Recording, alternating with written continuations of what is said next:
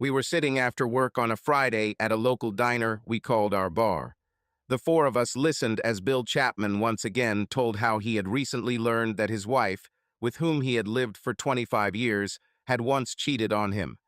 The other three supported him and repeatedly pointed out the cost of a divorce if he decided to go through with it. The four were lifelong friends, and I was invited into their company shortly after I arrived in this small town. All five of us served in the Marine Corps. I came to the coastal town of Spuzzum after throwing a dart at a map hanging on the wall over 10 years ago. Upon arrival, through a newly created offshore LLC, I bought the only grocery store in the area and expanded it. Back then, Spasm was a logging town with a population of about 1,000 people. The nearest town was half an hour away. Within a year, I had grown the business, received a liquor license, and tripled the size of it. The gas station came later. The store offered everything you needed. I now had 8 permanent employees and 6 temporary ones. A year after I started working, I began building a wooden house on a plot purchased at a tax auction on the outskirts of the city. My 4 friends spent hours helping me with the project. Because they all worked at the mill, I was able to buy untreated logs at wholesale prices, which saved me a ton of money. As a result, I now had a 3-bedroom, 2-story, 800-square-foot timber home with views of the village and coastline. The only problem they had with me was that, as far as they knew, I had never married and I had not dated anyone since I arrived. Rumors said that I was a confirmed bachelor, although no one had ever seen me pursue anyone. Women respected me, but soon realized that I was a bachelor and would remain so. I was someone everyone could trust, and they did. Everyone had a lot of questions about me, but they soon learned that I was a very private person who didn't talk much about my past. I created an LLC so that the company paid all taxes. Any money I took out for personal use came from retained earnings, so when I filed my income tax return, it showed no income. I paid for everything with cash or a debit card. I didn't even have a personal credit card. The only difference was that I was now using my middle name instead of my first. The sign at the entrance to our village said, "Next stop, Japan." No one knew that I came from New York State to the Washington coast because of what happened in my past. I've often wondered what idiot came up with the idea to name the place Spasm. After the second beer, we parted ways because Bill's eldest son was returning home from university that night with his fiancée. Bill's wife drove to Seattle to pick them up. We were all invited to a barbecue on Saturday to celebrate his graduation and engagement. Bill wanted to be sober and wait for them. After all, he didn't want his future daughter-in-law to think that he was just the town drunk. Stephen had been hired by one of the largest investment firms in New York, so we all knew how proud Bill was. I arrived last, as usual, fearing that the wife of one of my friends would again try to set me up with someone else. They treated it like a game because they were dying of curiosity whether I liked men or not. Their ignorance only fueled their interest, so I tried to be the last to arrive and the first to leave. Connie, Bill's wife, saw me pull up in my old restored 1940 Ford. I considered him my pride and joy. "You need to meet Stephen's girlfriend. She has red hair," she said. "Jennifer is 22 years old. She has 2 sisters and 3 brothers. I fell in love with her at first sight. Her appearance alone suggests that this is a person worth knowing. I already realized that she has a heart of gold. I'm warning you because we both know that when you see a redhead, you become silent, distant, and sad. I've often wondered if the redhead scared you in the past. I don't know because you don't say anything. Grab a cold beer before you join us in the backyard." Grabbing a cold beer, I headed to the backyard to find the whole gang already there, including all the kids and a few extra. Stephen saw me and rushed towards me with a hug. After thanking me for the 100th time for covering the cost of his education, he led me into the crowd to introduce his girlfriend. When he called her, Jennifer turned to me. My face turned white. I froze and tensed. I looked like I had seen a ghost. My first thought was to run away. The path of life that was imposed on me was on the verge of being exposed. I wasn't sure I could stay and face it. Jennifer was an exact copy of her mother. Jennifer was one of identical triplets. The last time I saw her was the morning of the day I found her mother and my brother in our bedroom, making love like two dogs in the heat. I was so nervous that I couldn't speak. She, like her mother, was a natural redhead with a body that radiated sexuality. At 5'6", she was very attractive and had curves in all the right places. Like her mother, the shape of her ass and hips were her best assets. When she saw me, her blue eyes lit up, as if they were on fire. Tears flowed immediately, but it was the big smile on her face that showed that these were tears of extreme joy. I was on the verge of losing control as pain, grief, and loss stared me in the face. Seeing her as a beautiful adult, that warm smile made me realize again how much I had missed in my children's lives. "Oh God, I don't believe it," Jennifer screamed through her tears, expressing her emotional joy as she rushed towards me. "You are alive. I knew it. My heart would never allow me to believe that you were dead. We were all told in the family that you were dead, and no matter how hard they tried to convince me, I never accepted it." The silence became so loud that we could hear the breeze. Everyone had a look of shock on their faces. Nobody knew what to say. They had to wonder, what is it all about, when Jennifer threw herself into my arms? Everyone was shocked and amazed. Stephen, breaking it, said, "How do you know Charlie?" "Charles's full name is Jonathan Charles Barnes Roman III," she said between sobs. "I know because he is my dad. I would recognize his face anywhere. The family always explained that he committed suicide due to economic problems, but I knew in my gut that something was wrong. When we asked about him, my Uncle James, my father, was always very quiet. He only did this when he had something to hide. As we grew up, we discovered that this was his way of not acknowledging the truth or facing it. I wrapped my arms around her, squeezing tightly as she buried her face in my neck. Tears flowed from both of us. It's been 15 years since I held one of my daughters like this. At that time, she was 7 years old. At that moment, the love I had hidden for so long exploded. Our emotions were released. Everyone heard our sobs. Knowing that everyone was waiting for an explanation, I carefully considered my words, trying to calm both of us. I have to say it took both of us a while. My family cast me out so they could hide their lies and secrets. For them at that time, it was very important to preserve the name of the family, its public political image and honor without reproach. I was forced against my will to sign. This was because earlier I had entered my house and found my older brother making love to my wife, Jennifer's mother. I had just returned unexpectedly that day after dropping the girls off at school because I had forgotten my briefcase that had the files I needed in it. And before I left, I watched as he took possession of my wife and claimed his right to it. I explained. My brother and my wife never knew I was there until the very end of their kisses. I videotaped their lovemaking with my camera before confronting them. They laughed at me for catching them like it was nothing. I left in tears. They showed no guilt or remorse. After I showed their video to the judge, my grandfather, her family, and mine decided that this mess needed to be sorted out so that everyone could protect their important political careers. This was also done so that my brother, the chosen one, could marry my wife. I continued through tears. Marrying a widow with 3 daughters would be a big plus for his political career. Time has proven this to be true. For over 15 years, to those who know the family truth, including her mother, I have been a dead man walking. Now I'm just Charlie Barnes, nothing more and nothing less. If fate had not intervened, no one would have ever known the truth, I said sternly. Never in my wildest dreams did I see the truth coming out. Everyone was stunned. Some looked like they were going to throw up. I noticed that Connie was looking down, trying to hide her shame. She began to understand the consequences of her actions through the eyes of another person. Little did she know that once the genie was out of the bottle, nothing would be the same. No one who has not gone through struggle and separation could understand the hidden pain. As I held my daughter for the first time in years, I faced the unintended consequences of family secrets. At that moment, I felt ashamed.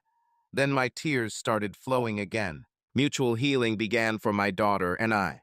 For my grandfather, only 2 things were important in life: money and power. The rest was just nonsense. He had both. My first mistake was that I went to talk to him after I found my wife and brother. I was emotionally devastated.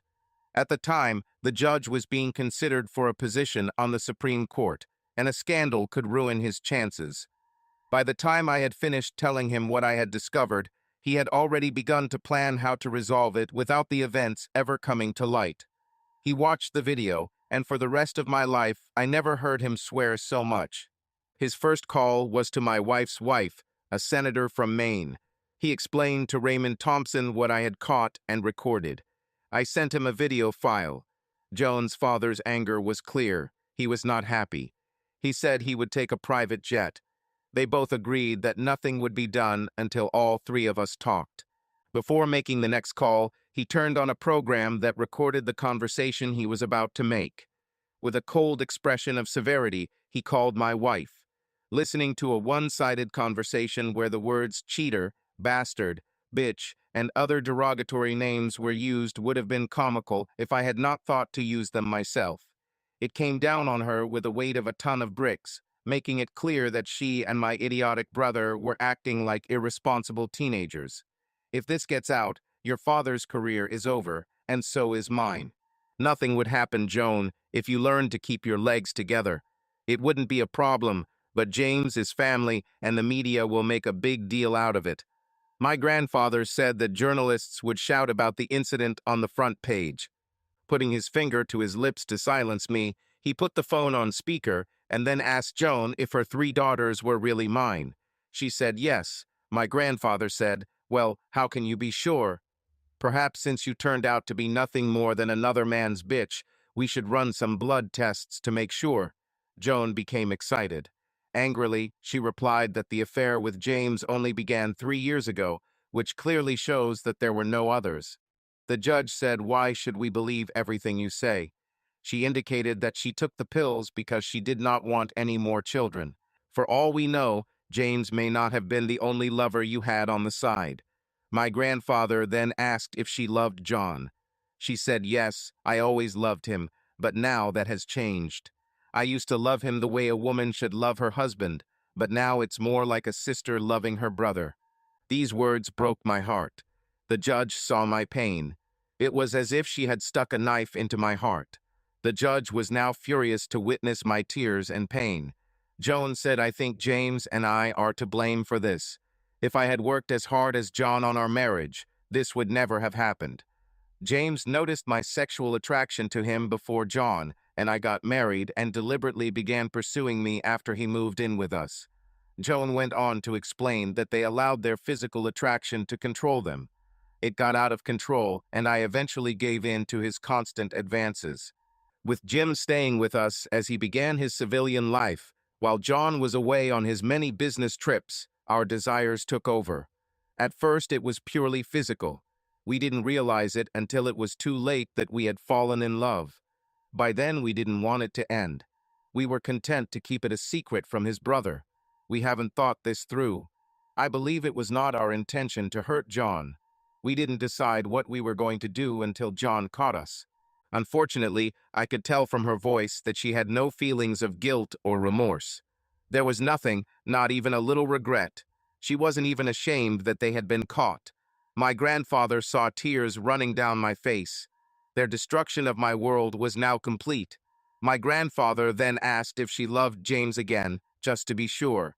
Joan said yes. After John caught us, he left. James asked me to be his wife, and I agreed. My grandfather responded, so James took his little brother's wife, children, and his life. What kind of person would do this to his little brother? What woman would allow this to happen? How could you do this to another person? Do you think John deserved this?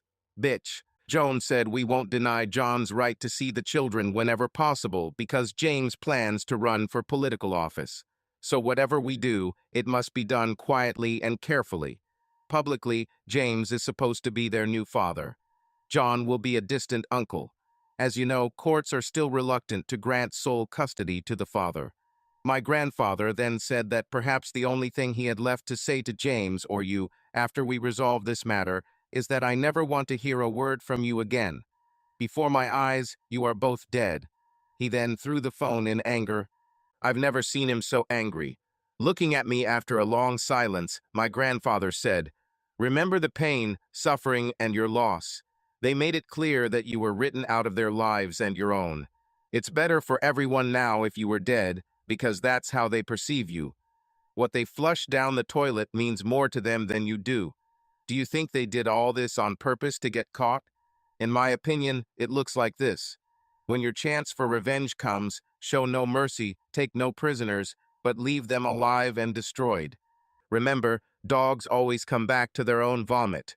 Damn it, I wouldn't believe it, but she really is a sneaky, dirty bitch. She should have become a politician. It's a pity that murder is not legal, otherwise I would have killed your brother myself." With these words, my grandfather punched the wall, breaking his arm. He then looked at me and said, "Remember, Jennifer, it was never my choice. Both families decided it was best for everyone after listening to your mother's phone call with the judge. Joan and James arranged it so that I would have to disappear.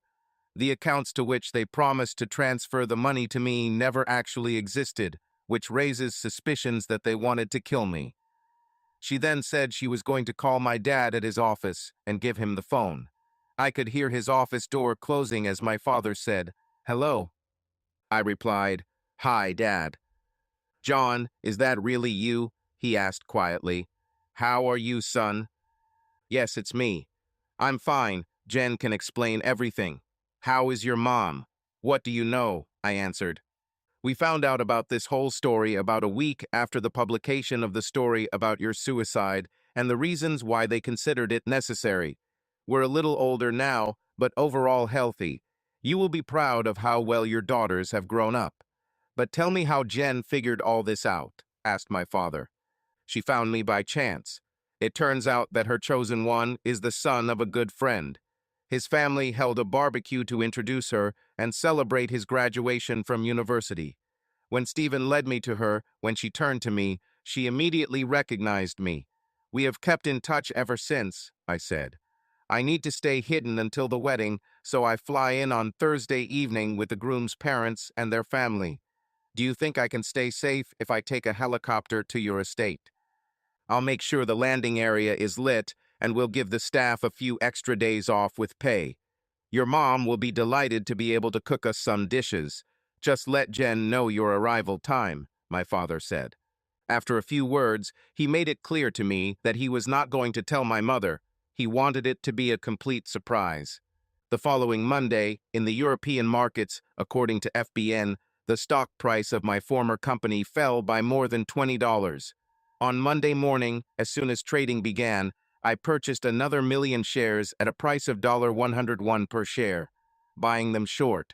That evening, as I watched the price drop, I placed an order to buy 4 million shares at $45 per share, trying to get it to the lows and sell all the shares I owned at $65 per share. The media, including CNN, led the way in destroying James and Joan Barnes and everything associated with them. Incest, possible murder, and cuckoldry dominated the printed pages. As a Republican, James allowed CNN's Anderson Cooper to rant, making the best of the situation. CNN's ratings were huge. They had a large number of reporters stationed at their gates. Based on facts proven by the media, the FBI announced an investigation into my disappearance. On Thursday morning, my former corporation announced that CEO Joan Barnes had accepted a buyout offer. Everyone knew that she was forced to leave. Her connection with the corporation was destroying them. The stock price began to stabilize at around $35 per share. On Friday afternoon, the stock began to rise, but personal problems for my brother James Barnes began to worsen. Now he faces a Senate ethics investigation. There were hourly calls in the Senate and among the media for his resignation. In his only public appearance, he repeated the story that he and Joan began dating seriously only after my alleged suicide, and that the conversation between the former judge and his wife must have been fabricated. The video of them making love, he said, should have been created later. CNN announced that they were going to conduct a voice audit to see if the voices of both sides of the conversation could be verified. They found a recording of James publicly declaring that I had committed suicide and emphasized that to date no evidence of death had been found. On Friday, Joan's father announced his abrupt resignation from the Senate due to health concerns. His daughter's long-term behavior became too hot for him. My former company's stock closed at $59 on Friday. My stock purchase at under $45 was confirmed. At sunset on Thursday evening, the helicopter began its descent. As it descended, I saw my parents coming out of the back of the house to greet me. After the pilot turned off the engine, I stepped out from under the rotating blades and took the suitcases he had taken out. As soon as I passed the spinning blades, I straightened up, allowing my mother to see my face. My father had to support her as she reeled from tears and shock. More than 15 years have passed since I saw their faces. Mom continued to cry. My baby has returned home. She spent the next 2 days acting like an overprotective mother, trying to feed me because she thought I looked too thin. Homemade food has never tasted so good. At 2 minutes before 2 on Saturday, Jennifer walked out of the church door, which was my cue to get out of the limousine. As I walked up the steps to her, a CNN reporter caught me live and asked who I was. I turned around and said with a serious face, "I am the Walking Dead man." Then he walked over to stand next to the bride. Jennifer looked stunning. After we exchanged kisses on the cheek, we walked inside, arm in arm. Each of our faces showed pride. The camera recorded all this. I noticed the image of Joan from behind, and to be honest, her ass still looked good as she led the wedding procession down the aisle. She looked good from behind. She still had an ass to die for. Next came the boys with rings and the girls with flowers, who made sure to sprinkle some rose petals as they walked. Joanne walked next, then Judy walked right in front of us. I told Jennifer to relax, which made Judy turn around. I raised my index finger to my lips, signaling her to remain silent. Judy whispered to her sister that she had found her father. Tears that wanted to escape began to flow before she entered the main room of the church. Jennifer nodded her head, her face beaming with joy. Looking at Stephen, I noticed that everyone must have been wondering, where is the groom? I watched as Joan sat down next to the man who I assumed must be James. If it was him, time had changed him a lot. He now had his father's typical build with a bald spot on his head. Jennifer and I watched as Joanne walked up the steps and took her seat, turning to face us. As tears began to flow, she covered her mouth with her hand to contain her screams. It was almost as if she couldn't believe it was real. Judy then stood next to her, holding her hand and whispering in her ear. She also joined her sister in tears. I released my daughter and watched her walk up the steps until she stood next to Stephen. "Who is giving this lady in marriage?" asked the priest. I said, "Her mother and I," then went and stood next to Stephen. It was a beautiful ceremony. Many would say it was the most emotional ceremony they had ever seen as tears of joy streamed down my 3 daughters' faces. I couldn't help but notice that my daughter's mother and my brother were completely pale. Neither of them could look me in the eyes. Their eyes were downcast throughout the ceremony. During the evening celebrations, I was asked many times how I became my son-in-law's godfather. Could it be that I introduced them to each other? When we signed the marriage registration form, the Catholic priest was shocked when I signed my legal name. Almost all the witnesses to this marriage who knew about me now knew that I was alive. Although nothing was said out loud, I could tell that cell phones were being used everywhere. We later learned that there were 3 live broadcasts. The judge and senator had made plans by the end of the day. Both saw the situation as a disaster that would compromise the 2 families in every way. Since I had served in the Marines before the triplets were born, it was decided that I would be re-enlisted. So for over 3 years I was hidden in plain sight, fighting the Taliban alongside my brothers in arms. There was no mission I would refuse. They said something was driving me. I got a reputation for being very tough. But it was a low-quality body armor, which in the end did its job. As a result, I had 8 gunshot wounds on my chest. I barely survived. After receiving my dismissal papers, I was no longer a major. I went to the Cayman Islands to reorganize my accounts before deciding what to do with the rest of my life. The judge and my grandmother met me there on the family estate. It was my grandmother's idea that if I couldn't decide what to do, I should take the opportunity to throw a dart at a map and see where it would take me. This stupid sentence brought me here. The congratulatory line was fun. Judy and Joanne stood on either side of me. They made the most of introducing me to everyone. Pride shone on their faces. However, I felt uncomfortable in a tuxedo. Joan and James were the last to go.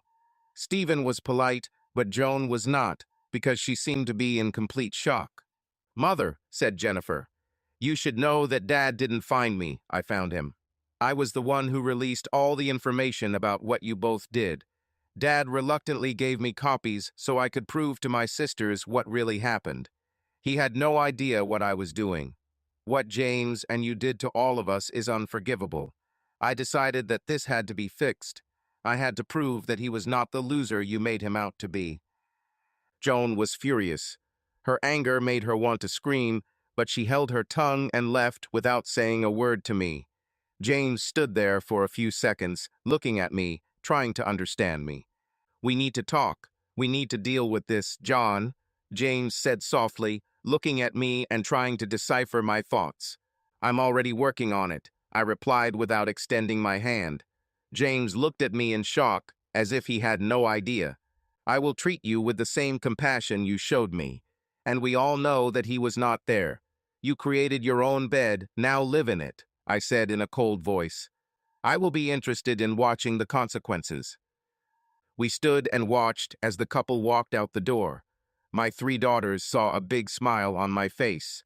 Steve said, "Oh, something's brewing." I just laughed, knowing that as soon as they walked onto the steps of the church, they would be handed summonses. Joan will be served with a summons for divorce on the grounds of adultery. James for alienation of feelings. The media will record this again. Their nightmare will only get worse. It was time to head to the park for a photo shoot for the wedding album, so we, the wedding procession, climbed into a large limousine. Along the way, sharing a glass of champagne, Jennifer explained everything to her sisters, who held my hands tightly. They were surprised to learn that Jen had spent 2 weeks with me getting to know Stephen's parents. My 3 daughters have grown up to be very beautiful ladies. They made me proud. Jen explained how we went through all the things I had collected about her over the years. Jen said she was under the impression that I knew more about her than she remembered about herself. Then she added that I have the same full folder for each of them. "It proved to me," Jen said, "that he never stopped loving us." The only awkward moment during the photo shoot was being photographed with all the parents. All 5 of us. We got around this by placing Connie and Bill in between the others, and the fact that 3 of us were hard to get to smile. James and Joan were not in the mood. Their world was falling apart quickly. My identity was now revealed, and the media had a real celebration. Everything they thought they knew was being reconsidered. As always, the Democratic media made mountains out of molehills. The wedding dinner was beyond all praise, and when it was time for toasts, I, as the best friend of the groom and father of the bride, walked with tact. I explained it honestly, sharing how, thanks to his good parents, whom I consider best friends, we had developed a close bond, and how I saw him as the son I never had. I talked about some of the funny situations we found ourselves in and how they brought us closer together. I admitted that I was completely surprised when he introduced me to his fiancée. I concluded by expressing my hope that they would grab hold of their dreams and hold on to them. My mother's face glowed with pride. When Stephen stood up, I almost cried. He began by saying that it is rare for a groom to say that his father-in-law is his best friend.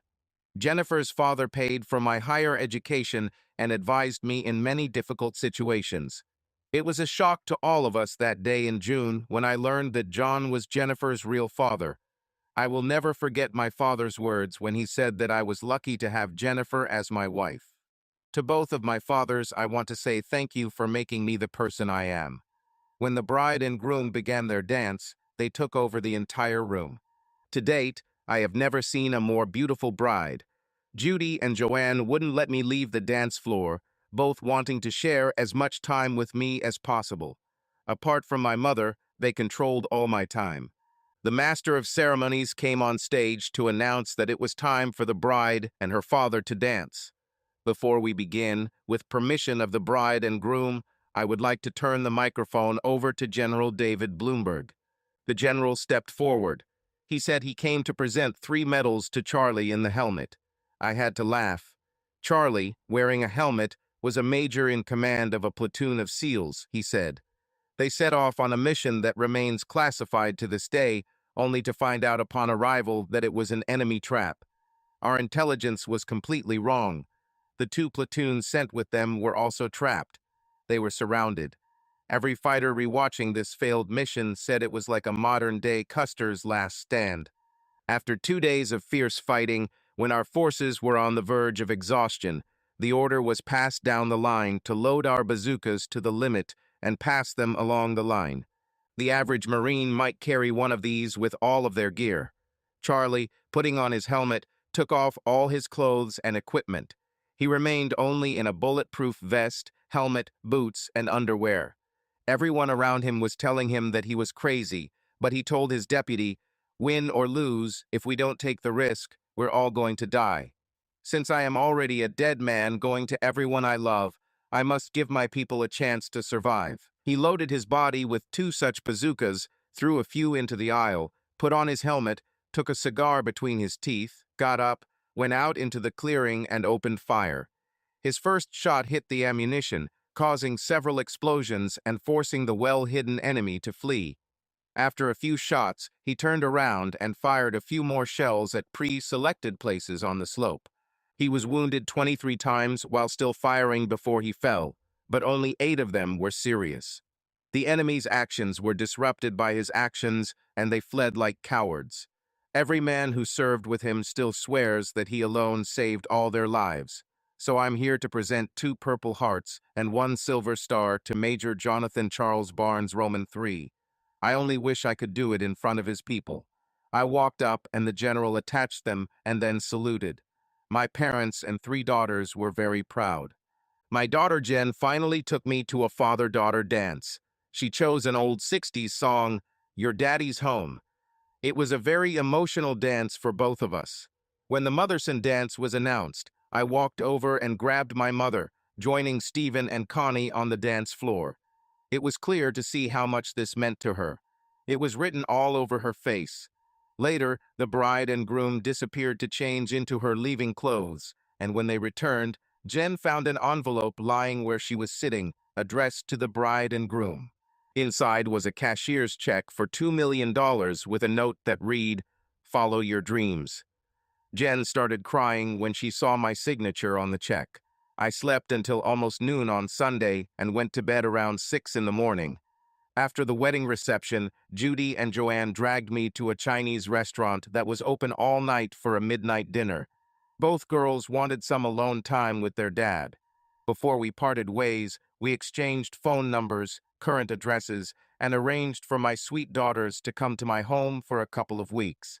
After I went to the restroom, shaved, and showered, I got dressed in my usual clothes: jeans, a white t-shirt, a denim button-down shirt that I left undone, black socks, and cheap sneakers from Walmart. Brands and fashion didn't impress me. I felt the richest when I dressed like that and drove my old Ford. I was a simple man who led a simple life. When I came downstairs, the house was full. Mom and Dad, Bill and Connie, their 7 children, and my 2 daughters. Connie told my daughters how I saved their marriage and explained how for 10 years all our friends had been trying to figure out if I was straight. Your father, although not a religious man, had the patience of Job.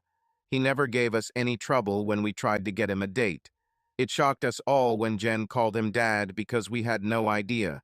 Until that moment, we thought that the most important thing in his life was his 2 black cats. After greeting everyone, I went to the kitchen for coffee and lit a cigarette. Mom joined me in asking what I wanted to eat, and I told her 6 pancakes, 3 soft boiled eggs with runny yolks, and 4 slices of bacon. She was delighted and began to take out the frying pans. The cooks moved out of the way, knowing that she was cooking for her son. Dad came in while I was sitting to tell me the news. The media made a fuss. The headline in the New York Times read, "Dead Man Walking Alive." CNN told the story of my military service and interviewed those who served with me. Most of them were surprised that I remained alive after being shot down. My father found it funny when one of them remarked that the only thing not to say to Charlie was that it was impossible, because he always found a way to do it. He liked to irritate his bosses. As a leader, he pushed his team only as much as he pushed himself. Under his leadership, we all became better people.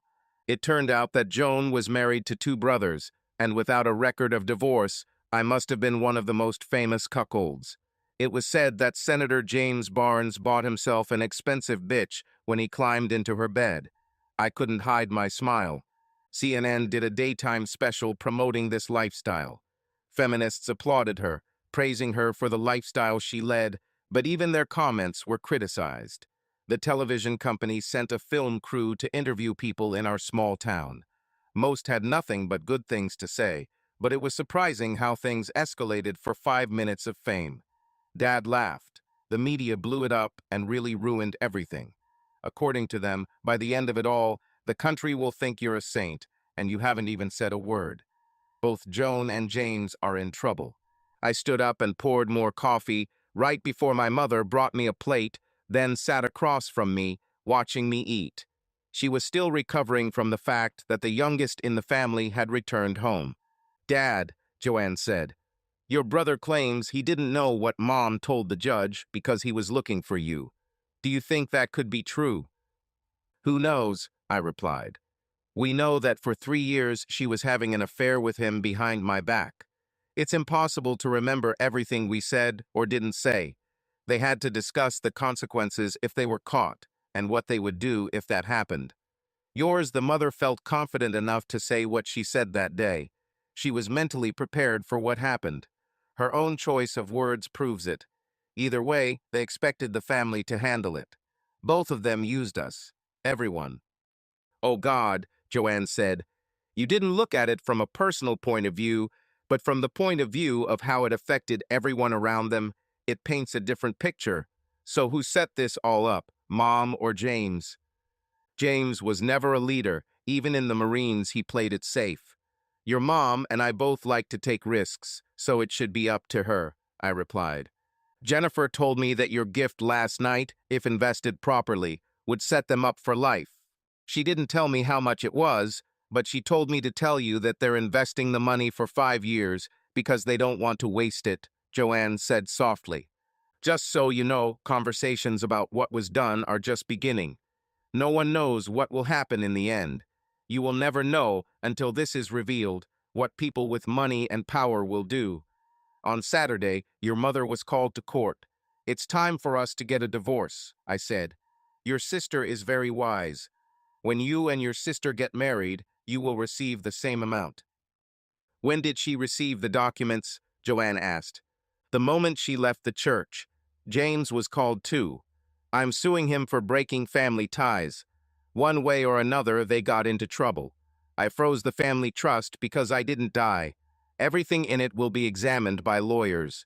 If they put in their own money because of what was done, I can have their money too," I said. "James will have to pay out several million to settle the case." Joanne looked at me without saying a word, then said, "Damn, the house they live in is owned by a trust. I think everything belongs to them. They might be in a lot of trouble. It's definitely a mess. I feel sorry for us all. The lawyers will take a lot anyway, no matter what. This was done to protect those who no longer need protection. Unfortunately, it's always the innocent who suffer," I said. Judy listened to the conversation. I could tell she had something on her mind, so when she asked me if she could talk to me alone, I wasn't surprised. With Dad's permission, we went to his office. "Dad," Judy said, "I have a friend whose ex-boyfriend has been violent in the past. He has restraining orders against him and has been arrested several times already. He is due to be released next week, and we are both afraid he will come after her again. She is a nurse. I work with her, and we live in the same apartment. She started an 8-week vacation and has some money in the bank. Mentally and emotionally, if it weren't for her job, she would be completely broken. Feels safe and secure. I think she needs to go. She was at a wedding last night. And for the first time in a long time, she showed great interest in the man who, in her words, walked tall and carried a small stick. Should I introduce her to you? Of course it's possible. But you know, we're flying home tomorrow. So what do you really want me to do? I asked. From what Joanne told us about her 2 weeks with you and what you both did, I want you to take her home with you. This seems like the ideal situation for her to fully heal. Bill and Connie are great people, so I know she'll fit in, Judy said. If you don't do it for her, will you do it for me? Is she that important to you? I asked. So, who is this man she's interested in? Yes, she is important to me. I see her almost as an older sister who should have married a good man a long time ago. The man she is interested in is you, she laughed. With your background, I know you can protect her. Dear daughter, you are trying to get me a date, I replied with a laugh. Remember, I have reached the age where I am old. You can answer that yourself. She'll be here in an hour, she said with a big smile. Remember, Dad, age doesn't matter. A man does such things for the sake of his daughters. Joan and I got married right after she graduated from high school. Her father introduced me to her when he was on overseas duty. I was a sophomore. For me, it was love at first glance. I joined the Marines with my father's permission and encouragement at age 16. It came to me like water to a fish, and I did a great job. My combat instructor said that I was older than my years. Through mental toughness and determination, I quickly rose through the ranks. The only thing that was difficult for me was to continue my studies. The only thing that was difficult for me was to continue my education while living in the barracks. Fortunately, studying has always been easy for me. I graduated in 3 years instead of 5. I was 6 years old when my twins were born, and my first discharge was when they were 2 years old. I considered myself a young 44-year-old father. My father always said that I was too successful and ready to marry my company, so I left. Thanks to the computer age, my brokerage company expanded throughout North America within 4 years. I've always traveled for business. I must admit that I was too busy. Dad and I were playing in the backyard when Judy came out with her friend. When we watched them, as I approached us, I noticed that Judy's friend had long, natural blonde hair. Dad said she has the same hips as your mom. Good breeding stock, he said with a grin, adding, I like them when they're bred for comfort rather than speed. I learned that Barbara Ellen Patterson was 33 years old, never married, and grew up in a small town in Ohio. She was 5 feet 9 inches tall, 3 inches shorter than me. She had broad shoulders, a decent build, and was damn good at hoops.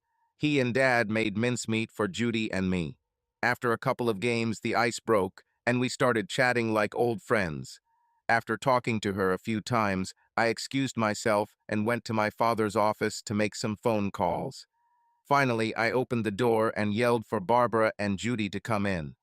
I told Barbara that I had one of the directors of the local hospital where I lived on the line who wanted to talk to her.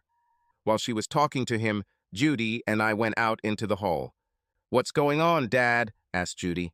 I answered, she's being offered a permanent position in the emergency department starting this month if her references hold up, which from what you've told me, I'm assuming it will. If she agrees, she can ride with me. The wages won't be as high as here, but the cost of living will be lower, I said. Judy hugged me and kissed me on the cheek. Thanks, Dad. I knew you could handle it. I discussed this with Joanne, and she thought so too. You made it possible that she could finally put the past in the past. Thank you for freeing her.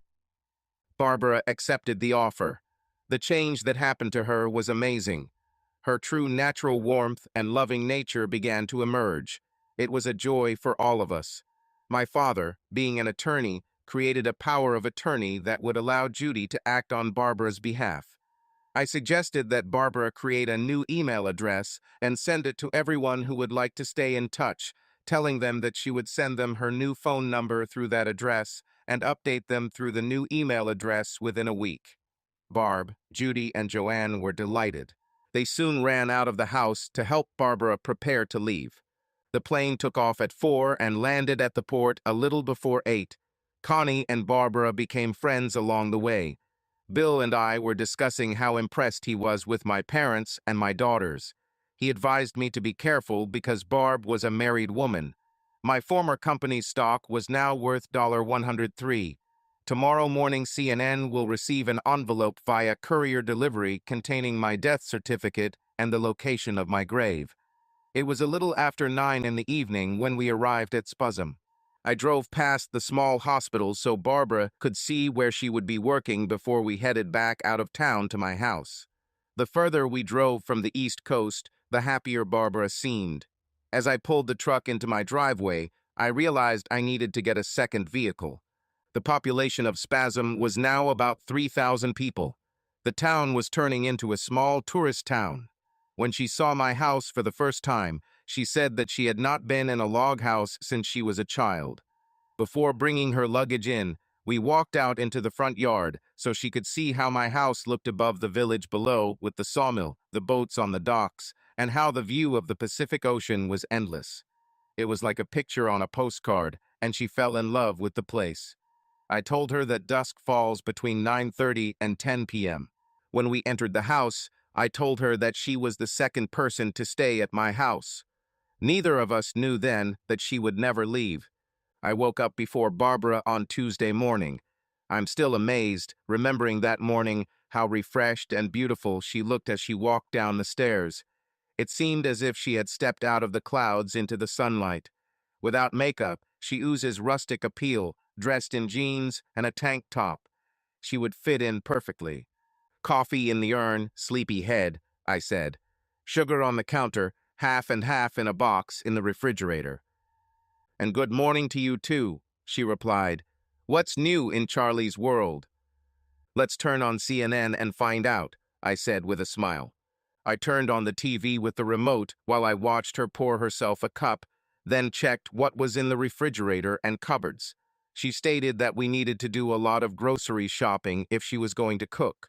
I heard her say to herself that it was a beautiful house, but it needed a feminine touch to transform it from a bachelor pad into a home. It reminded me of what my mother used to say. CNN made a splash after receiving the death certificate. They discovered that the signature on it belonged to a doctor with a dubious past. He was currently serving his sentence. A TV crew was sent to the burial site in an area often used by the mafia. When Barb saw my smile, she said, "You knew." I had to admit that I knew. Then I said that the judge, when defending himself, arranged this a long time ago. After his death, I inherited his property in the Cayman Islands and realized that he was going to make them pay. I asked the caretaker to send this information. She laughed and said that Judy, Joe, and she spent most of Sunday night and Monday morning talking about the whole situation. They all agreed that Joan and James got what they deserved. All your daughters seem to hate what their mother did. Your daughter has made it clear that if I hurt you, she will hold me accountable. All three of you think you're walking on water, Barbara said. I had to promise Judy daily reports on how we were getting along. After breakfast, let's go to the port so you can get your Washington state driver's license, apply for your nurse's license, and do some big grocery shopping if that suits you. There's a Golden Corral there so we can have lunch early, I suggested.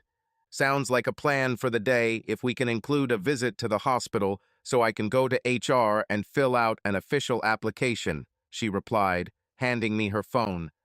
I need you to put our legal address in the notes so I have it. After we stopped for coffee before heading out, she asked if she could drive. I allowed it, and she had a smile a mile wide. She operated the clutch as if she had been doing it her whole life. When I said I was surprised at how well she was doing, she explained that she had been driving tractors since she was 9 years old. If you live in the country and don't drive a manual car, that's like saying you'll never be successful. We did this after lunch and then visited the local government office where she was told that her new licenses would arrive within a week. Then AT&T, then Walmart. The products we bought filled the truck, we overloaded it. I didn't expect to buy a new set of copper non-stick pots and pans, a full set of cookware for 12 people, or new cutlery. Her explanation was that my pathetic kitchen equipment showed that I simply wasn't cooking, which was true. While she was in the hospital HR department, I called my insurance agent, so our last stop was the local Jeep dealership where I purchased a new, fully loaded Jeep 4x4. My insurance agent faxed proof of insurance so we could drive home with it. She led him home, following me all the way. When we got home, she let me unload the groceries and then told me to get out of the way and leave her alone so she could organize the kitchen properly. As soon as the Dawn dishwashing liquid was unpacked, she began cleaning every cabinet before unpacking anything. It was as if she was setting up a new home. I watched her in wonder as she organized the kitchen, making it her own. I should have seen the warning signs, but I was blind. I went into the living room and turned on the news. If it weren't so sad, I would laugh. They found my burial place and asked if I was alive, who was buried there. Only the FBI could answer this. I heard Barbara's phone ring and listened to her talk, realizing it was Judy getting an update. So I yelled, "Tell Judy you haven't fucked me yet." Barb did so and then yelled back, "Your daughter says you can be a real jerk." I laughed. I knew I was too old for her, and that was the end of it. It was almost 10 o'clock at night when she finished. To celebrate, I poured us both a large glass of homemade blackberry wine and watched the city lights twinkle below until we retired to our separate beds. I woke up to the smell of frying bacon. When I came down, the coffee was ready. Barbara was wearing a full-length dressing gown with a nightgown included. I noticed it was hand-stitched and asked how long it took. She replied 2 months later, "But how did you guess?" I answered because this quality cannot be bought in a store. She smiled and said that she loves men who notice little things. Breakfast was almost ready. 6 pancakes, 3 runny eggs, and 4 slices of bacon for me with warm, pure maple syrup. I asked how she knew it was my favorite. She said that my mother told her, but I would have to put the eggs on the pancakes myself. She laughed. So I asked her what else my mother told her. She smiled, saying that it was up to me to find out. I smiled and thought to myself that I could get used to this. I told her I was going to stop by the store and pick up the license plates after I paid the taxes on the Jeep. She said it was okay because she found a tape measure in my toolbox in the kitchen and was going to measure the windows for the curtains and blinds. Before I left, she kissed me on the cheek and said, "Remember, dinner is at 6, and it will be like that whenever I'm not working." Then I realized that she was trying to turn this place not just into a place to sleep, but into a home. I returned at noon and bolted the license plates onto the Jeep before going inside. Barbara gave me good news. The FBI began excavating my burial site that very day. We both wondered what they would find. It turned out that my death certificate was issued the day before I re-enlisted. CNN broadcast it live. I received a message from the lawyers asking me to call back. It turned out that Joan wanted a quick divorce and that the trust matter be dealt with separately. She did not contest the grounds for divorce. They believed that by doing so, the time frame for granting a divorce could be reduced since she had already remarried. I told them to continue. Barb said I was doing the right thing. She said she had finished measuring and that we needed to discuss raw materials and prices. I asked, "Why?" She replied, "Because this city is growing, and soon other houses will be built here that may allow them a direct view of your home. Plus, finishing up the house will increase its value." Over the next 4 hours, we discussed each room and ordered items online. After I spent 10,000, I asked her if she expected me to hang them when they arrived, and she said yes, it was a man's job, but she would help. She decided it would be best to contact Judy, and we were glad she did. Judy had inside information about what was found in the coffin. Wrapped and sealed with bubble wrap for protection was a sealed envelope from FedEx. Once it was opened, it contained a note that read, "Next time, James and Joan, when you try to kill someone, make sure the person you hire is competent." It was signed by me. When I heard this, I burst out laughing. When Barb got off the phone, she asked for an explanation, and I told her that before I left, the judge made me sign a bunch of blank pages, as if I were signing a letter. What they found had to be one of them. Barb was just about to start dinner when I received a call to let me know that all my friends and their wives were on their way to welcome Barb to our community. I told her not to worry about starting the preparations because we had a full house waiting for us. They wanted to welcome Barb to our village and group. Looks like Connie spread the word that I was bringing a stylish lady, and my daughters approved. All the women wanted to meet the woman who could attract my attention. They joked all night that they needed to see it with their own eyes. Charlie has finally found a girlfriend. Within 10 minutes, the group had all arrived. I proudly introduced Barb to everyone. We had a country potluck dinner: fried chicken, baked beans, cheese chips, potato chips, fries, coleslaw, fresh rolls, 2 cases of beer, and pecan pie. All the women liked Barbara's choice of tableware. After the introductions, she quickly fit in, talking to the women about the curtains, blinds, and rods they had ordered, saying they should arrive on Friday. It was decided that on Saturday afternoon, we would all get together and hang them, but she insisted that they not bring anything because she would cook food for everyone. Early on Thursday morning, we went to the Ace supermarket in the port.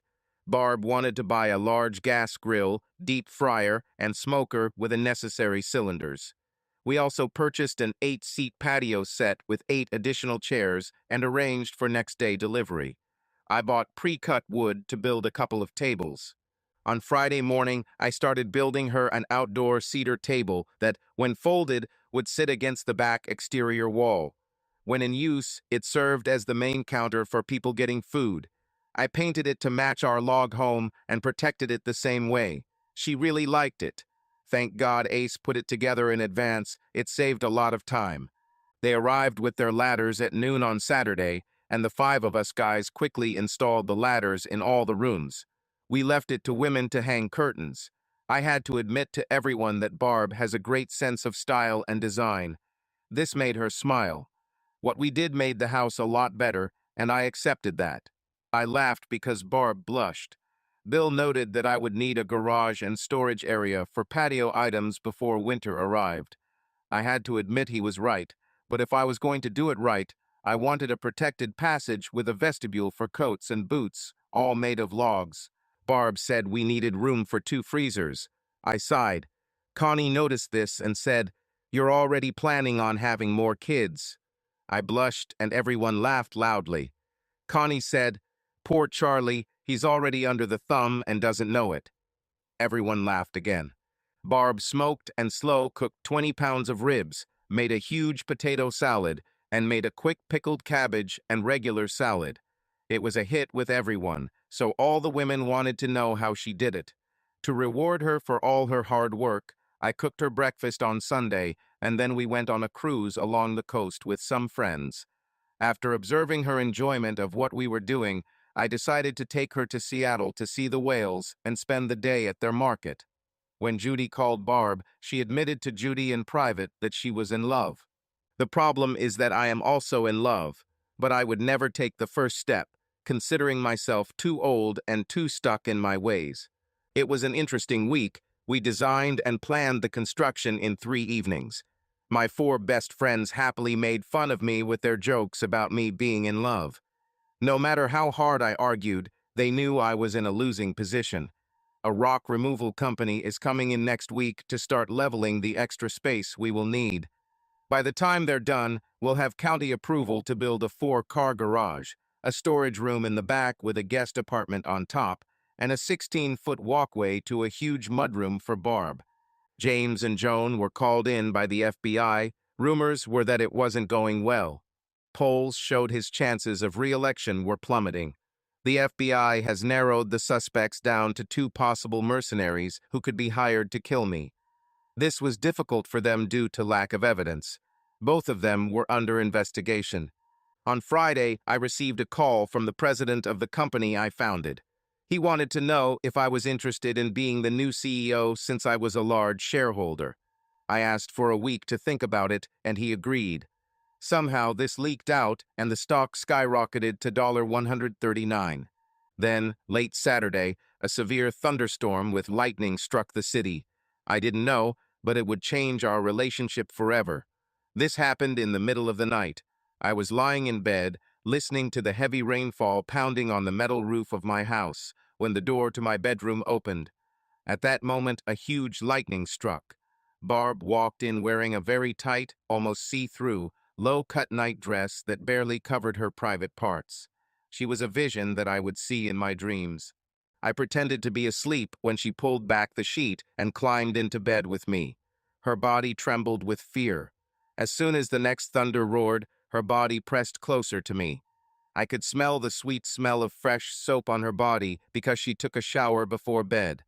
The smell of lavender filled my nose. Body to body gave me an instant erection.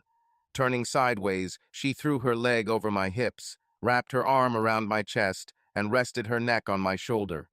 I haven't felt a woman this close in years. I was a nervous wreck.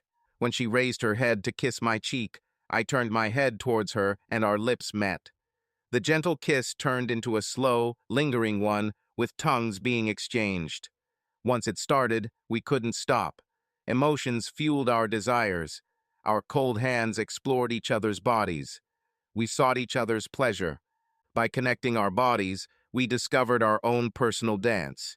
It was a night of wonders and whispers as we both made up for lost time. It wasn't just sex, we made love. She captured me, marked me, won my heart and soul. In the afterward, we acknowledged our feelings of love to each other.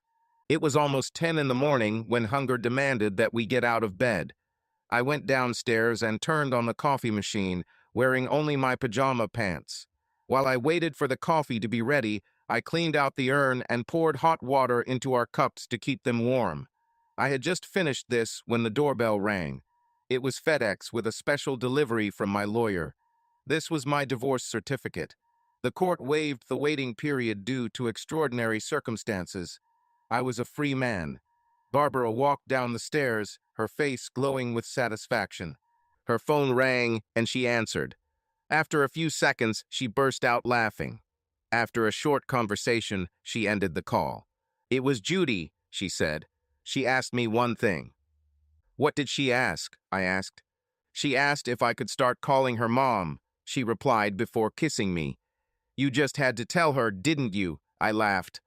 Barb said that I should have told her that she should make the first move because I would never do that. She was right. I poured us both our morning coffee and walked over to the kitchen table, blending mine just the way I liked it. Barb liked her coffee black, so she picked up her cup and walked towards me, but stopped when she saw the letter from my lawyer. She took it and read it. On the second page, there was a certificate. She looked at me with tears of joy. I stood up and hugged her. "Is it time for you to introduce me to your parents?" she asked. When I said yes, she called her mother to ask if they still had family reunions at the farm on Labor Day. When she said yes, Barb said she was coming home that weekend. Her mother was delighted. Instead of doing it on Monday, they decided to hold the event on Saturday because others had plans on Monday. Judy and Joanne were also out for the rest of the summer. We spent one day going through their files. Both my daughters and Barb were surprised at how much I knew about my daughters' lives. We flew into the Cuyahoga County Airport, where we had a rented small private jet waiting for us. We then booked a room at the Holiday Inn with our luggage. It was a beautiful September day. A plane was booked to pick us up the following Tuesday. Barb hadn't been home for 2 years, but she warned me that her father and two brothers were in the military. Since I was the first man she brought home in her adult life, I had to be prepared to be questioned to make sure I was worthy of their only daughter. When we left the hotel the next morning, she took us to the farm. We arrived early, as I assumed, because our car was the third one in the yard. Her mother ran out onto the porch to meet us before we could turn off the car. She was shocked to see her only daughter with a man. Her father, hearing voices, came out to see what was happening. I was amazed. Her father was Bullfrog Patterson, my senior drill sergeant. His first words were, "Well, well." Like all new recruits, I thought he was just a bastard. He put a lot of pressure on me. "Barb, what are you doing with this weakling?" he said, laughing, holding out his hand to me. I had to break him down and make him quit. I threw everything I could think of at him, and he excelled in spite of me, becoming one of the best Marines I've ever trained. This man is tough when it counts. Like a rock, he passed me by because I lost $1,000 thinking he couldn't handle it. He proved me wrong. "Bullfrog, I said as Barb and her mother looked at me in surprise. I'm not going to beat around the bush. I came to talk to Barbara's father because I wanted to ask him for his daughter's hand in marriage. I had no idea it was you. Are you serious? Asked Mrs. Patterson. Yes, ma'am, I answered firmly, noticing that Bull had a smile from ear to ear. You got it, John, was his only answer. My only daughter couldn't have come home with a better man. With these words, I got down on one knee and took the box with the ring out of my pocket. In front of her parents, I asked her to marry me. Barb, completely surprised, said yes, so I stood up and put the ring on, praying it would fit. It came up. Then I kissed her. After congratulations and a big warm hug from her mom and dad, Bull said, "Give me the keys to the truck and we'll go get a beer. It'll give us a chance to talk." Barb's mom cried for two reasons. Her daughter came home with a man her father approved of, and she got engaged on the spot. Bull and I's first stop was the local Veterans Legionnaires joint for a couple of drinks. He asked if I got a divorce, and I said yes. I explained how I met his daughter and how we met. He knew I came from a rich family, so he didn't have to ask. Of course, he had to introduce me to everyone and proudly explained that I was his future son-in-law. Someone asked me how he got the nickname Bullfrog. I said, "Let me explain. He was our drill sergeant in basic training, and his job was to weed us out. Since I joined at the age of 16 with my parents' permission, he believed that I didn't really want to be there. He made every effort to knock me out. Every mistake I made meant that I added something new because of him. He seemed to put a lot of pressure on me. My co-workers noticed this and wondered why. One night in the barracks, one of the guys said, 'Dude, you take all the hits. Think about him,' I replied. 'Well, he reminds me of a bullfrog sitting on a log catching bugs. The problem is that in his eyes I am a beetle.' The guys loved it and began to call him his box frog, and this stuck. We dropped a couple hundred by buying beer and rye. I knew that if he had his way, by the end of the day I would be so drunk that I wouldn't be able to drive. When we returned, the yard was full of cars. We took some beer and rye to the house, then drove his truck around the house and parked it to use the beer as needed. We were greeted by Barb and her mom. Barb put his hand in mine. A voice in the crowd shouted, "Son of a bitch, Casca, Charlie, it's you." I looked up and said, "Pathetic Mike? Old dog, how the hell are you? Dude, good to see you, brother." A few seconds later, we hugged each other tightly and brotherly. We both immediately realized that we were still good friends. Bull looked at us and said, "Do you know each other?" "He's the best tachometer I've ever had," I answered with a big smile. "Bullfrog taught me. I didn't know he was Barbara's father," Bull said. "John, why did he call you Charlie in the hard hat?" When I re-enlisted, I started going by my middle name and rose to the rank of major before I was discharged. I answered, "I got that name from my SEAL team during my last mission." "So you're that tough-ass Charlie who saved my son's life?" He summed up. Mike and I both said yes. Barb came and stood next to me and whistled to get everyone's attention. She introduced me to everyone as her friend. Then he said that my mother had something to say before we continued with the party. Turning to me, she whispered that I was keeping the keys because if I knew my father and brother, you would be too damn drunk to drive. Barb's mom, Gloria, spoke up. "I want to officially announce the engagement of my only daughter Varvara with her retirement. Major Jonathan Charles Barnes. She returned home because Charles wanted our approval before asking our daughter. My husband trained him and said he was one of the best he ever had. It took him at most 20 seconds to voice his opinion. Blessing. As soon as he got it, he stood up and proposed right in front of us. Everyone seemed stunned, but Mike said, 'You'll be my brother-in-law,' and repeated it as if he was trying to convince himself it was true. Over the next hour, Barb introduced me to her extended family. Barb admitted to me that she hadn't seen her family so proud in a long time. Judging by the way they looked, she was right. They got me drunk. I don't know how we got back to the hotel. Damn, I don't remember half the night. I had to ask my future wife if I had disgraced myself. She summed it up by saying that I lasted longer than the other two idiots. This didn't impress me as I tried to get out of bed. Damn, I felt defeated. Barb said I deserved it. I swore to myself that this was the last time. During breakfast, Barb took a photo of her good luck ring using her cell phone and sent it to Judy as an attachment. She wrote that she could call her mom if she agreed to be her bridesmaid. In less than 10 minutes, we were on a conference call. Barb, me, and my three very excited daughters. They were all delighted.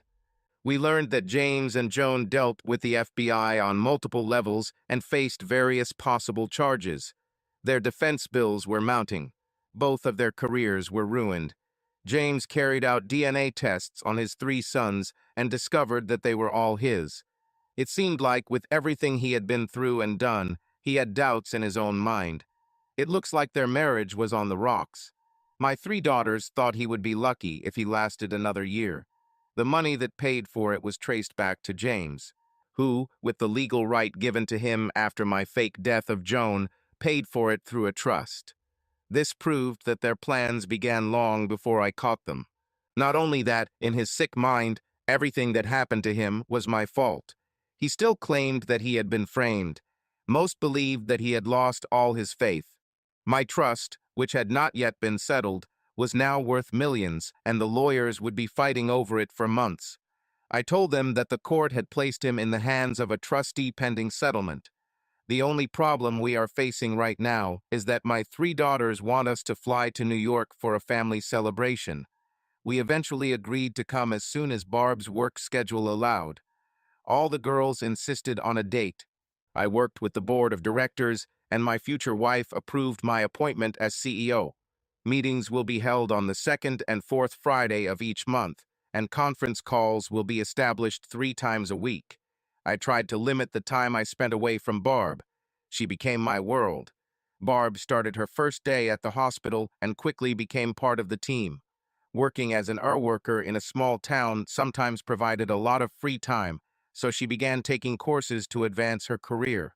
She worked 4 12-hour days one week and 3 the next. Her workdays started at 6 in the morning and ended at 6 in the evening, so I always prepared dinner for her return. Our friends had fun seeing me become homey. It made me wonder if they ever knew about bachelor life. After the first 3 weeks, we flew to New York on Thursday evening so that I could attend a press conference on Friday morning to announce my appointment to the board of directors. After this event, I learned that the court had ruled that all changes to my trust made after my false death was reported were illegal. The court ruled that I must pay James and Joan 19% of its current value, and if they wished to purchase any personal property, they must purchase it at market value if I agree to sell it. This was a serious blow for them. I have instructed my solicitors to sort out the details of the division on the condition that they retain the family home. After the conference, Barb and I returned to my parents' house, where we learned that my 3 daughters and Stephen would be joining us on Saturday. Mom and Dad wanted to have a welcome to the family of sorts. Although she had a staff, my mother cooked for herself. Barb and I had a serious problem. Where and how would we hold our wedding to the satisfaction of friends and family? With the help of our parents, by the end of the day, we had decided to get married in Ohio, have a second reception here with family and friends, and a reunion with friends back home afterwards. I asked Barb's brother, Miserable Mike, to be my witness. Judy was Barb's bridesmaid, and Jen and Joe became ladies of the court. Stephen and Barb's other brother completed the wedding procession. We set the date for the last Saturday in December because Barb had always dreamed of a winter wedding. We had just finished a delicious family dinner prepared by my mother when someone knocked on the front door. When Dad returned after opening the door, a big surprise awaited us. It was my ex-wife who asked to talk to me. My instinct told me to refuse. My parents thought the same. Barb said you have to forgive her before you can let go of your past. Connie told me about her betrayal and how your wisdom won them both over. It's time to apply this wisdom to yourself. I went into my father's office for a few minutes before calling Joan. Joan, I said, before we begin, I want you to hear the last words I heard you say many years ago. I was in the judge's office when he spoke to you. Notice your tone of voice and what you said then. For your information, I just sent a statement to CNN confirming that I was there when the judge recorded this and listened to the conversation through the speakers while you spoke. Joan's face turned pale. Now she realized that I knew the whole truth. The media never reported the entire conversation. I excused myself to get a stiff drink so she could hear her own words in privacy as I heard them that fateful day. I returned with the whiskey and water and listened outside the door until the conversation between the judge and her ended before returning to my father's office. Imagine, if you can, this conversation from my side, listening to you deliberately exclude me from our daughters' lives. Try to see it from my point of view: betrayal, pain, suffering, and tears. Think about the price everyone had to pay because you have become a high-class, accessible woman, my older brother. I asked many times what James did during the 3 years he lived with us other than cheat on me behind my back. What did you famously tell our daughter? That the story of their father's death was sad but true. But we can be grateful because it brought Uncle James to you all. I said this coldly and firmly. Have you ever said anything in our relationship that was completely true? Jennifer, Judy, and Joanne all heard the same thing. They all even saw the date it was recorded and knew that it was before my announcement of death. As a result, they now doubt everything James and you ever told them. Their listening to this tape has forever destroyed any trust they once had in both of you, I told her. It seems that time has shown that for James and you, I was nothing more than a tool that you used to achieve your goals. When Jennifer found me, I realized that I could no longer be a living dead. It was time to restore my name, my family, and my life. Family secrets had to end, I said. Joan looked shocked. My words tore through her like arrows of steel. Everything I said pointed directly at her and my brother. Tears now flowed like soft spring rain. I had to wonder if it was out of remorse or shame at getting caught. I stood up from my father's desk, handed her a box of tissues, picked up my drink, and left, telling her I'd leave her alone so she could collect her thoughts. Barb and my parents were in the living room when I walked in. My mom showed Barb all the photos she had collected over the years. Judging by your face, I can tell that things are not going very well, my father said. Well, she heard her own words to the judge and his response. Before giving her a chance to respond, I asked her to imagine how I must have felt, considering that I was listening to the conversation on speakerphone at the time. I asked her a few questions, and she lost her composure, so I gave her time to collect her thoughts before we talked. I told her that her daughters also heard all this and saw that the conversation took place a few days before my announced death. I pointed out that it was her own. The words destroyed any trust their daughters had in both of them. I walked out because I didn't want to see her cry, I replied. She can no longer deny her past or her lies. Are you okay? Barb asked with genuine concern. Just stating the facts, I said. It has given me an inner peace that I haven't felt in a long time. The rage and anger I once felt is gone. Now I can accept whatever comes. Looks like Barb was right, Mom said. After I filled my glass, I went back to the office and sat down. He lit a cigarette and waited for her to start talking. We saw you as a golden prize. Finally, we could have what we've always dreamed of, a chance to live our lives behind closed doors. When the judge called, James was with me in the kitchen. We both saw him interfering with a fact that it was none of his business. His anger and rage were guiding my thoughts and my responses. I didn't really think about my comments, Joan said quietly. You know, the judge was right. Your father received the video I took before the judge called him. Your father asked us not to do anything until he arrived. Within an hour, he was on his plane flying here. When he heard the conversation, he himself was in shock. Both of them felt, as I did, that you both had set everyone up. If this came out, their careers would be over, their reputations would be irrevocably damaged. When Jennifer heard this, she demanded that we do it. DNA test to confirm what they believed. Luckily, she turned out to be my biological daughter. Both would have killed you both if it was legal, I replied. Your comments clearly showed that everything you did was deliberate. Now you know why your own father had little contact with you until now. He told the whole family when he returned home what needed to be done and why. I want to ask, what gave you the right to cut me out of our children's lives? I have to ask because our daughters want to know, I said, standing up as her tears began to fall again, and walked out.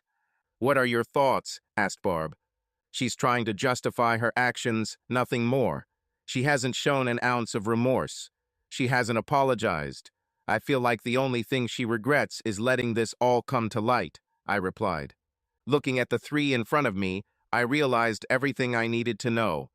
They were all as shocked as I was. We were all trying to understand why she came. We're both considering jail time, Jones said when I returned to the room. The FBI has charged us with at least lying to them, tax evasion, false death, theft, and a couple other crimes related to your trust. Our lawyers are trying to negotiate a plea deal before we're officially charged. James and we both feel that if you had come out in our defense, perhaps we wouldn't have been so harsh. Unfortunately, they never asked me a word until now. Why? I was overseas in the army, defending our freedom while others played their games, I replied with a smile on my face. I really can't help you, can I? You caused this trouble for yourself. I've often wondered if you ever really loved me. Now I know you didn't. I think you'll finally understand that there are consequences for your behavior that money can't fix. You haven't changed. I hoped you would apologize for what you did, but you didn't. You came to try to save yourself. It was always about you and that. What do you want? So please let me walk you out. I think you'll both end up in jail claiming it's not your fault. I couldn't stop laughing when she left the house. Mom and Dad were just like that, so Barb and I had to sleep in separate beds. It made me realize how much Barb and I were connected to each other. There is nothing like the warmth of a body next to you in the middle of the night from a loved one that can soothe a troubled soul. It was a night of restless sleep. It made me appreciate how much we have become one. At about 2 o'clock in the morning, Barb climbed into my room. When she said she couldn't sleep without me, it brought a smile to my face. I replied that such moments make us feel young. When she lay down next to me, I hugged her. When she saw the tears in my eyes, she asked why. I replied that I finally understood what it means to have a loving wife. It became a memory that we will cherish and cherish for the rest of our lives. My words hurt her because Barb started crying. I calmed her down with gentle kisses. I need to know right now, she asked. How do you feel about us having children?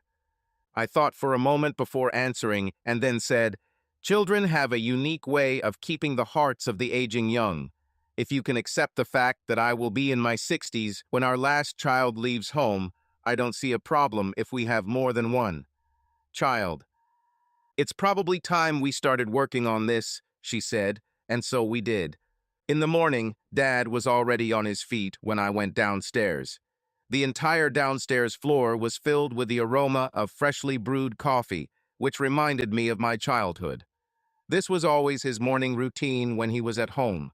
I agreed that coffee brewed this way was richer and tastier than modern drip coffee. Good morning, Dad said as I walked in to grab a cup and join him at the table. I want to thank you and Barb for ruining the night. What? Was my answer. Your mom had to wake me up when Barb snuck into your room to ask me what I thought I should do. He laughed. I told her you're both adults and know what you're doing. It'll be fun teasing her about it for weeks. Tell Mom that Barb and I really don't sleep well when we're apart, which we found out thanks to her last night, I replied. And tell me we're planning on having a couple of grandkids in a couple of years. Barb wants the kids around because of her age. Dad commented, looks like we'll have to look for a house in Spazuma. With me semi-retiring, your mom will want to spend a lot of time being a grandma again. Jennifer and Steve were the first to arrive. Barb and I hadn't seen them since their wedding day, so this gave us a chance to catch up. They were both thrilled to be a part of our wedding ceremony.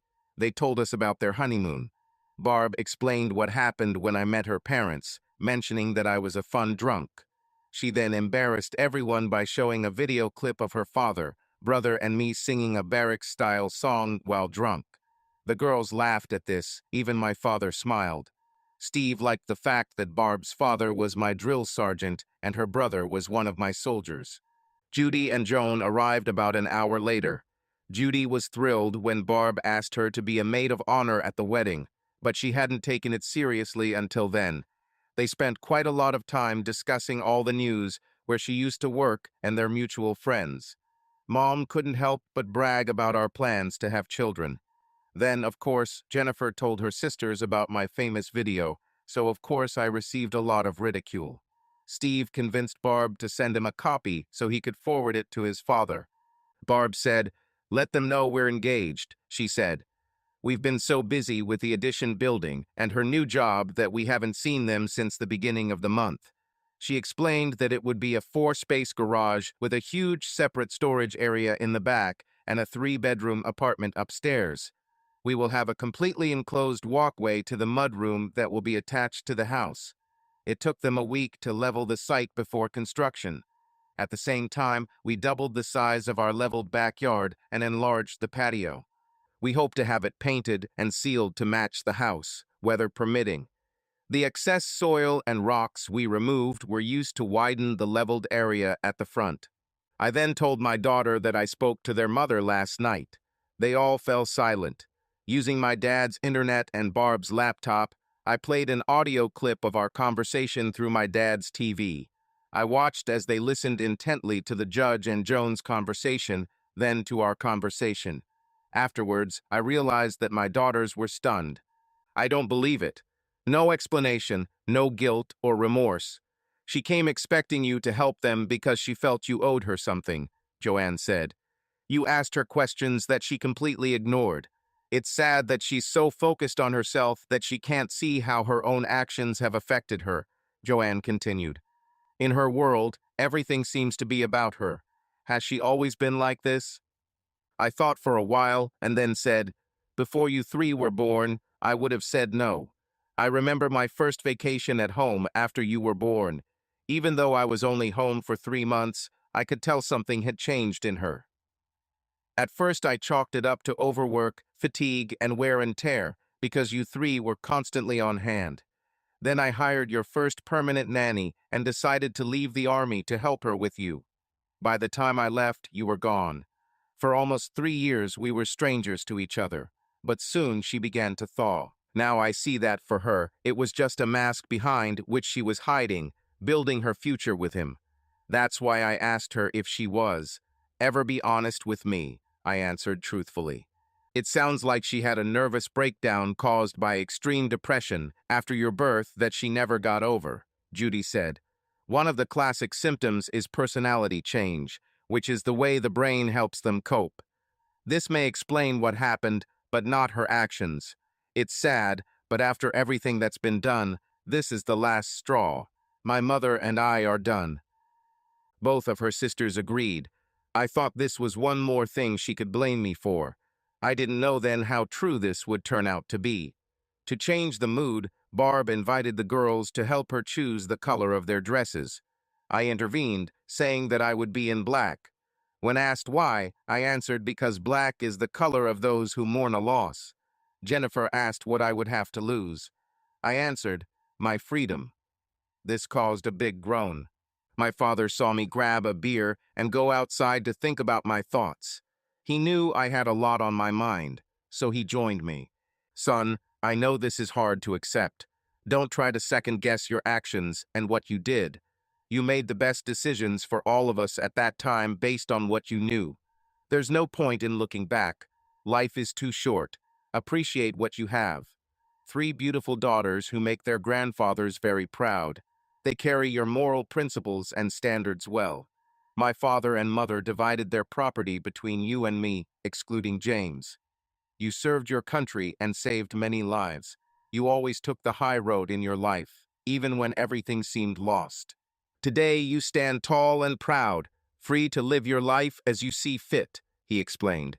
"Your daughters just cut their mother out of their lives. They made difficult choices, just like you," my father said wisely. "Based on the same knowledge. This should tell you that what you did was not a mistake.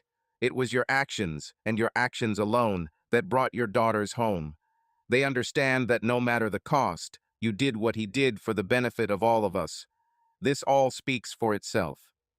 My father always had a way of finding a way to make me feel proud. His wise words always helped me come out of the fog and gain a clear vision. Just imagine, you could have grandchildren older than your aunt and uncle, he added with a laugh. Not many people get a second chance to make things better the second time around. Focus on what's to come and leave the crumbs of your past behind. With a smile on our faces, we returned to the house and joined the rest of the family as they continued to plan my wedding.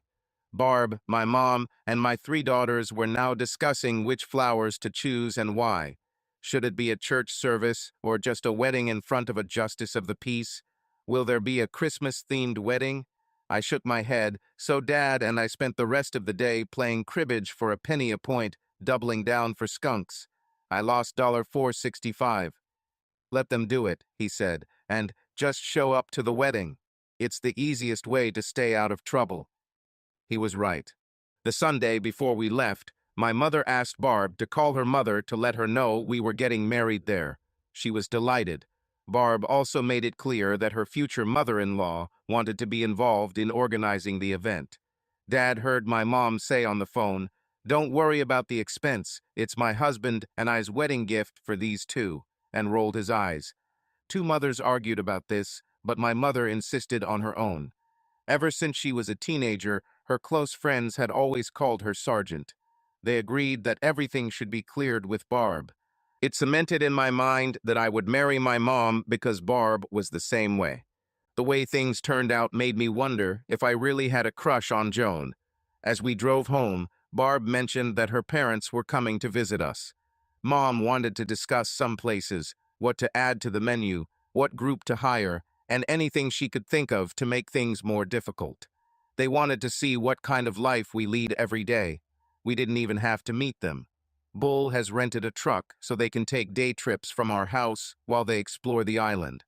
It was something he had always wanted to do, and now they had the opportunity. There were a little more than 2 months left before the wedding. The time was fast approaching. We returned home to find the dive had burned down, so I met with the owner on Tuesday morning. He had no insurance and had no intention of rebuilding. I offered him fair market value for the property, and we negotiated his liquor license until we agreed on a deal as long as the local council approved. Within 3 days, the mayor gave his approval. By the end of the week, they had begun construction on site. The builders and construction crews were delighted. They were building a restaurant and bar that took up an entire city block, using logs from the mill in part. With a concrete floor and a shared internal wall between the two spaces, everyone was impressed. Using approved village plans, they said they could complete the exterior work in 2 weeks. The former staff agreed to work at the bar and were delighted with its new name, Bullfrogs. Using a nearby real estate agency, we rented out the restaurant space before they finished construction. I hired a Seattle firm to design the bar interior and install it. I paid extra to have everything done urgently. I asked Barb to have her mother scan and email us her favorite photo of Bull in uniform. I used this image to commission glass for the main entry doors with his full image engraved on each door. In front of his waist, on each door, was the name of the bar. Barb ordered furniture for her new apartment. Within a month, she and our mothers practically resolved all wedding issues. The day before her parents arrived, everything was ready. The new bar had its grand opening Thursday night. It was more successful than the old establishment had ever been. Everyone praised our bar food menu. This made Barb smile as she planned out the dishes, giving them unique names. We had 31 days left until the wedding. Barb's parents arrived around 5 p.m. on Friday, so I was surprised to learn in the morning that Barb wanted me to take her to the regional airport in Porto, insisting that we go in a Jeep. We needed to be there at 2. I asked her why. She said it was a surprise. We entered the airport 10 minutes before 2 in the afternoon and watched as a small 6-seater plane landed. I learned something new that I didn't know before. My father flew his own plane. Both looked great. We settled my parents in and were sharing beers when Barb's parents arrived. After we got them settled, it was too late to start dinner, so we took them to our new bar. I took Barb's parents in my old Ford truck and let him drive. My future mother-in-law said my truck reminded her of the truck they used to drive when they started dating. Barb followed us in the Jeep, which became her pride. When we arrived at the bar, Bull was in shock. Seeing his full image on the main doors, he was amazed. My father quietly said to me, "Well done." I told Bull as he came in to shout the command, just as he did when he wanted us to form into formation. He agreed to please me and did it. When he opened the door, he loudly gave the command, as if we were all standing in front of him in formation. 16 former Marines quickly lined up and saluted him, one after another. He walked down the line and shook everyone's hand, addressing everyone by name. Gloria beamed with pride and told me that, apparently, he would have to be carried home. I nodded and laughed. Barb kissed me and said, "I love you," then told her mother that she had no idea that I named our new bar after her father. Charlie refused to tell me about it because he wanted it to be a surprise. Bull was shocked when he saw the poster on the wall above the bar. On it was written, "Named after the toughest drill sergeant of them all, Bull Frog Patterson." Everyone tried Barb's menu that night and agreed that the food was excellent for a bar. Dad and I carried Bull up the stairs to his bed. His former charges got him drunk to the point of unconsciousness. It had been discussed for weeks how much nicer he was when he wasn't in charge. Bull has said for years that this was the second time in his life that he was shocked and amazed. The first time was when I asked for his daughter's hand in marriage. Gloria, my parents, and we were relaxing in the living room, reflecting on the events of the day when she broke the news. Bull was about to retire after 40 years of service and was at a crossroads. Mike was going to take over the family farm at the end of the year, and they were planning to move to the city. Bull took it hard. He still had too much energy and determination to retire. I looked into Barb's eyes and saw her growing concern. "You know, Barb," I said, "if he lived here, he'd be the perfect choice to run the bar." Gloria said, "But where are we going to live since there isn't much affordable housing here?" "Mom," Barb said with a big smile, "we have an apartment for relatives. If Dad agrees, she's yours. I must warn you that the thunderstorms here can be loud and wild." Her mom looked at her and said, "How are you coping with this? Ever since you were little, you would crawl into our bed during a big storm." A smile appeared on Barb's face as she looked at me knowingly. "Charlie helped me love them," she said with a huge smile. My parents understood the hidden meaning and started laughing.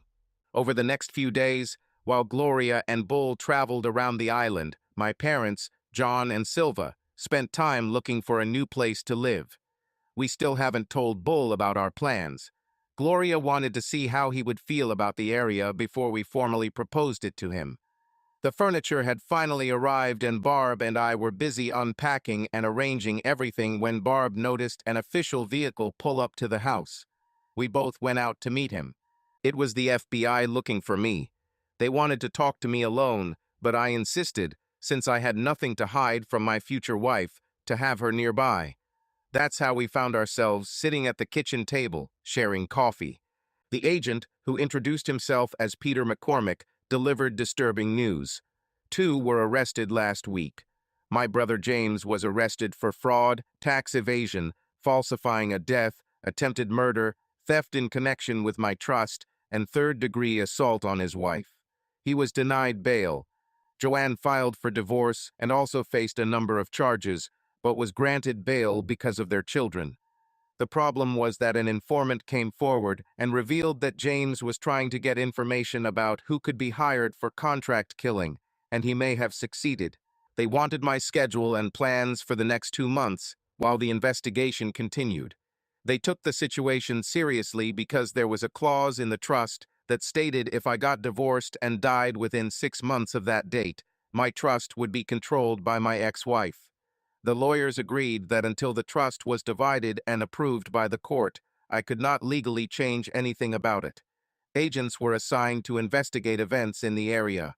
They made it clear that I could not change my daily plans in any way. Barb and I realized that they were taking this business very seriously. After they left, we sat down and discussed how we were going to tell my parents and what steps we could take to protect ourselves. This was the last Saturday that all 6 of us got together before the wedding. My parents made a deal to buy a 5-acre lot outside of the port and arranged with a local contractor to build a log home slightly larger than ours on a 4-foot basement foundation. They ordered a custom kit online. It should be delivered to the construction site in 3 weeks. Bud wasn't too happy about returning home. He found the slower pace of our small town attractive. Barb, her parents, and I were sitting in the living room. My parents were outside. I asked him, "Bud, how much will you take from the farm with you when you move to the city?" He replied, "We haven't really thought about it. To be honest, I don't like the thought of neighbors 200 yards away." "Why?" "Dad," Barb said, "Charlie and I were wondering if you might want to move here and run the bar for us. You could both live in a relative's apartment for free. Salaries start at $60,000 a year." To say he was shocked would be an understatement, but he promised to think about it.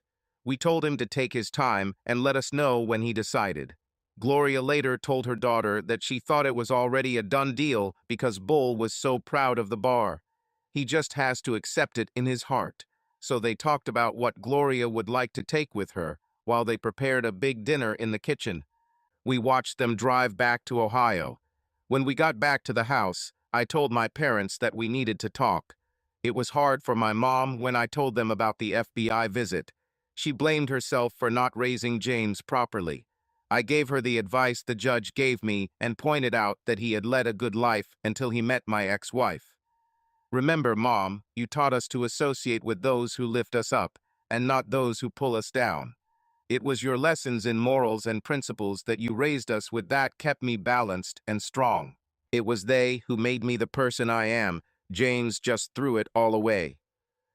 "Well, Mom and Dad," Barb said, "I have some good news that might cheer you up, but you have to promise me you'll keep it to yourself." I looked at Barb in surprise, trying to guess what she was going to say. My parents promised. "My doctor thinks I'll only have 32 weeks left by the time we get married," Barb said happily. "If it's a girl, she'll be Gloria Elizabeth, and if it's a boy, she'll be Jonathan Charles Barnes Roman IV." I almost fainted from shock, and my mother looked like she was about to scream with delight. Thus ended our evening, filled with mixed emotions and new hopes for the future. The next day, the wedding day, Bullfrog, Tiny Mike, my father, and all the other men in the wedding procession gathered at the Legion after the rehearsal to have a few drinks. The women were elsewhere, throwing Barb a bachelorette party. Bull said goodbye to many of his friends and enjoyed the way he rubbed it in everyone's nose. He was leaving Ohio and moving to the Washington area to manage a bar named after him. James's plan was ruined when the contractor hired to carry out the murder was caught after being found guilty and given a harsh 20-year sentence. Joan took a plea deal with a suspended sentence of 5 years after serving her sentence and 5 years of probation, agreeing to testify against her husband. His trial was scheduled to begin in the new year. The trust was settled. Joan put the estate where she lived with her 3 sons up for sale and filed for divorce. The last 2 of our 4 children will start kindergarten next month. Jonathan was born first, followed 10 months later by Gloria, and then twins Silva and Wilford. Jennifer and Stephen have a boy and a girl. Judy married a Marine from Maine who works for a corporation under my direction. Joanne married Tiny Mike, and they opened Bullfrog's bar near the farm. Life is better the second time around. Subscribe to our channel so that your love doesn't cheat on you, and go ahead and listen to the next story, because this story is nothing compared to the next one. If you're under 18, don't even think click to the next one.